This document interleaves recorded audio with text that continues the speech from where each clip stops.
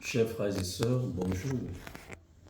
À l'écoute des textes de la parole de Dieu de ce troisième dimanche du temps de l'Avent, année liturgique A, nous sommes invités à prendre patience et à tenir ferme dans l'attente, en espérance du jour de la venue de notre Seigneur Jésus-Christ avec le salut de Dieu.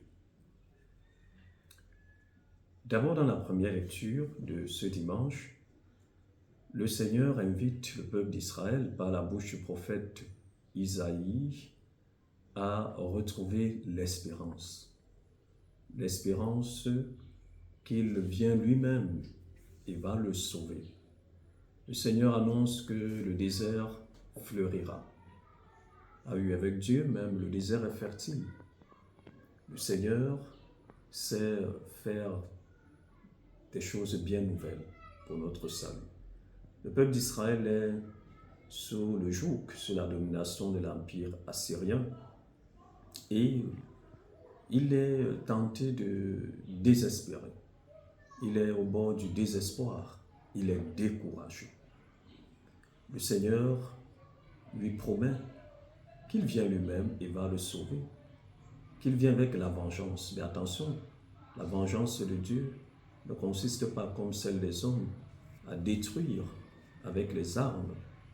La vengeance de Dieu consiste plutôt à restaurer son peuple.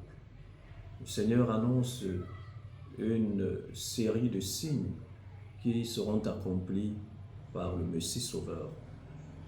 Ouvrir les yeux des aveugles, le boiteux sera relevé, le sourd entendra, le muet parlera, et d'autres signes de salut du genre. Le Seigneur demande cependant de fortifier les mains défaillantes et d'affermir les genoux qui fléchissent. Le peuple devait attendre dans la foi, l'espérance, mais aussi la prière. Sauf que ces mains qu'il avait élevées en prière étaient défaillantes et ses genoux fléchissaient. Alors le Seigneur demande de fortifier les mains défaillantes et d'affermir les genoux qui fléchissent. Vous voyez qu'il ne fait pas sans nous, il fait avec nous. Nous avons nous aussi dans l'attente de son salut, l'attente en espérance de son salut, à nous réconforter, à nous fortifier les uns les autres, fortifier les mains qui défaillent, les mains défaillantes, affermissez les genoux qui fléchissent. Dites aux gens qui s'affolent, soyez forts, ne craignez pas. Ah oui, nous avons demandé au Seigneur de nous inspirer des paroles et des gestes qui conviennent pour réconforter ceux qui peinent sous le poids du fardeau et qui sont découragés, désespérés. Dans le psaume de ce dimanche, le psaume 145, le psalmiste chante et dit que le Seigneur fait justice aux opprimés, aux affamés, donne le pain et délie les enchaînés, il ouvre les yeux des aveugles, il redresse les accablés, il aime les justes, il protège l'étranger, soutient la veuve et l'orphelin. Le Seigneur fait tout cela. Ce sont des signes de son salut.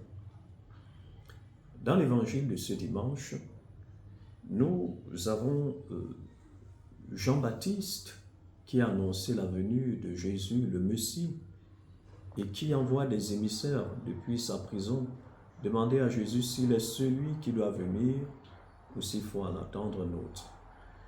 En fait, Jean-Baptiste a eu à défaillir quelque peu, lui aussi, dans sa foi. Parmi les signes isaïens du Messie, il y avait, entre autres, la délivrance des captifs.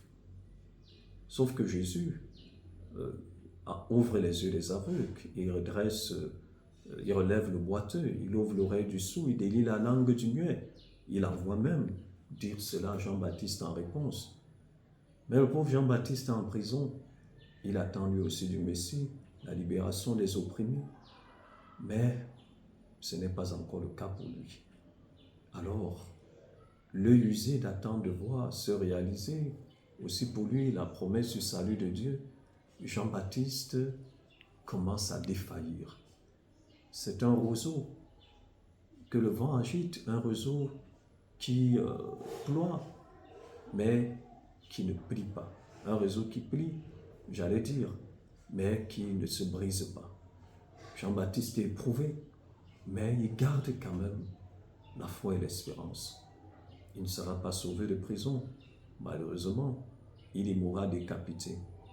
Le Seigneur laisse faire cela, comme pour nous signifier que son salut est au-delà de la perspective de ce monde, au-delà de l'horizon de ce monde, j'allais dire. Le salut est aussi eschatologique pour la fin des temps, pour la vie de pleine communion avec Dieu. Et c'est à ce salut-là que Jean-Baptiste participera. Il ne verra pas concrètement la délivrance sur cette terre des vivants, mais il aura la pleine joie dans le royaume avec le Christ. Ce royaume, lui, il est le plus petit, quoique très grand, pour avoir été le précurseur du Messie.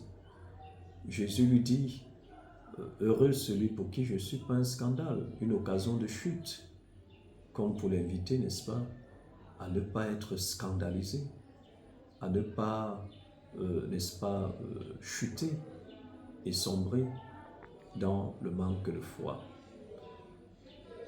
Jésus ne voudrait pas être scandale, pierre de chute, pierre d'achoppement pour quiconque.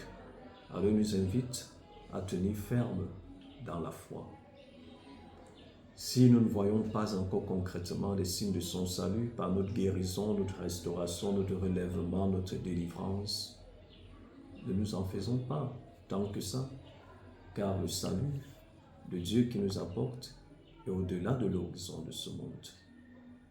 Gardons foi et espérance. Pour finir, dans la deuxième lecture, Jacques, le frère du Seigneur, invite les fidèles de la communauté primitive de Jérusalem, persécutée par les Juifs, il faut le dire, à